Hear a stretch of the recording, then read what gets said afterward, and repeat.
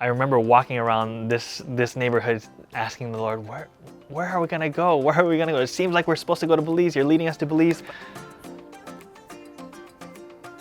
Hi, my name is Jeff Cho. I'm a family and preventive medicine doctor at Loma Adventist Hospital.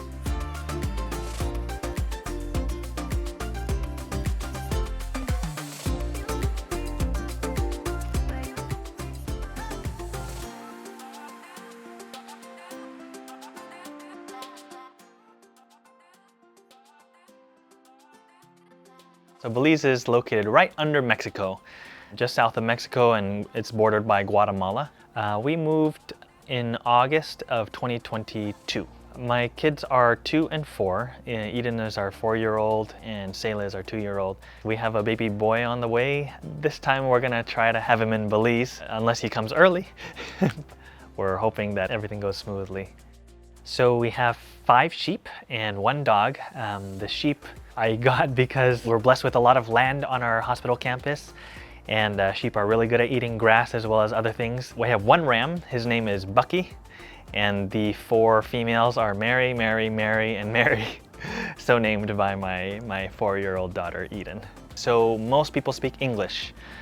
However, they have their own Creole, a Belizean Creole, which is still sounds like English most of the time, but they have their own idioms and their grammar is a bit different than American English. I can understand some of what they're saying, much of what they're saying, but once they're like in a heated discussion, it's hard for me to follow. I mean, Belize is just such a beautiful country. Sometimes I just go driving on the roads with my girls and into the jungle. We've gotten stuck once, but now we have a truck with 4-wheel drive, so the chance is less likely, but still there, of course. I find it most relaxing and fun when people come down and visit, and we get to just hang out in our house or have adult conversation with people who are not associated with work, and probably been the most relaxing point is when we have visitors come. But we see toucans. We can see like the keel-billed toucans on our campus. And there's tons of parrots, but whenever I see a toucan, it just makes my day. I don't know why. I don't know, I love that. You can't beat that. I don't know, raising kids in general, for me is hard. It's hard work, and there is my wife, she's an architect. She spends 1 day a week in the hospital, and that 1 day is the hardest day of my week because I'm home with the kids. Yeah, apparently I need a lot of patience. The Lord thinks I need a lot of character building, and so that certainly, I think, is happening.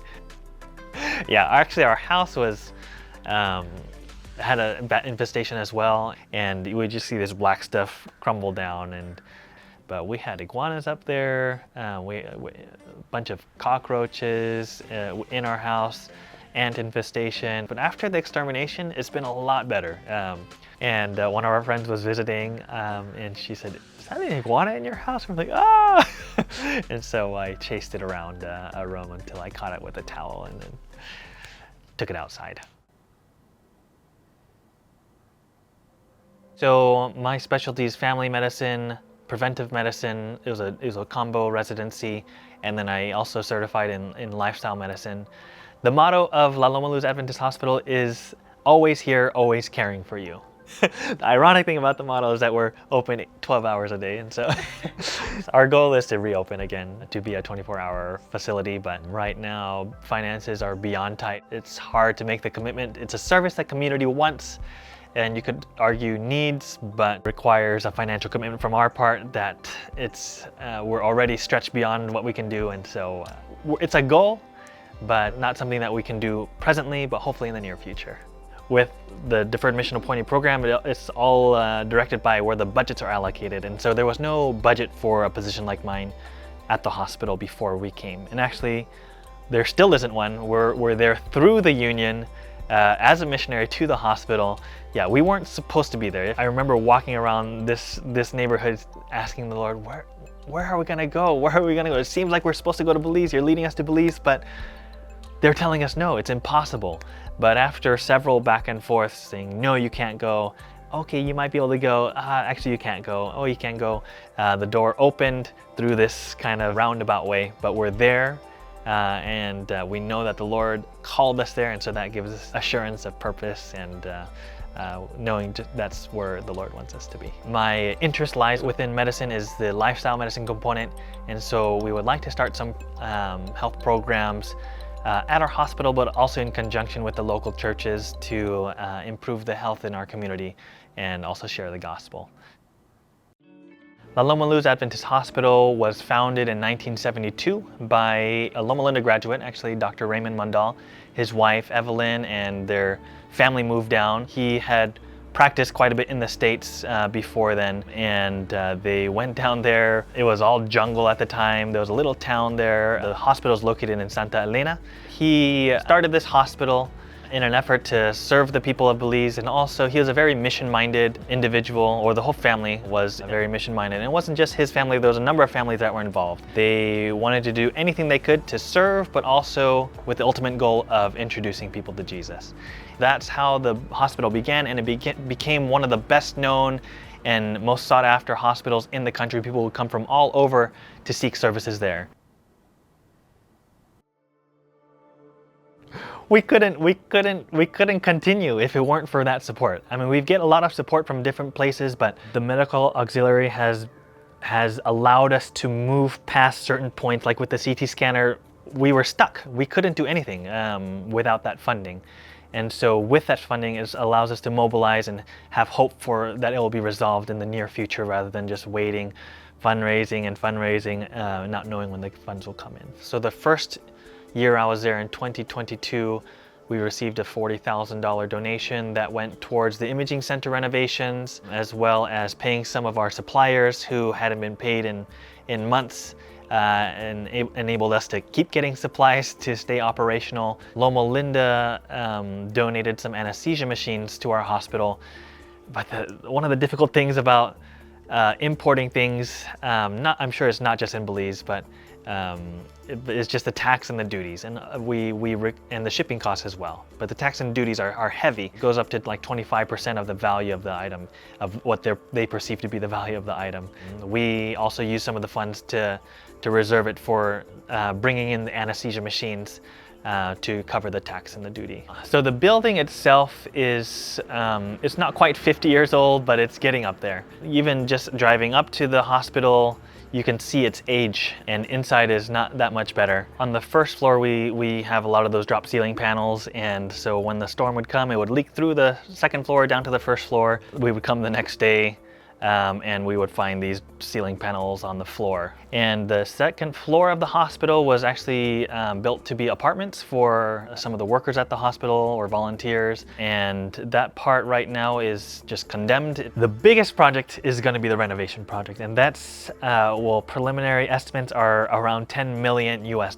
And so that's going to be a multi-year, multi-phase project. I think we're looking at as 10 to 12 phases, and the reason why it's so many is because we are going to try to keep the existing building and just reinforce it in a way that allows it to be structurally sound.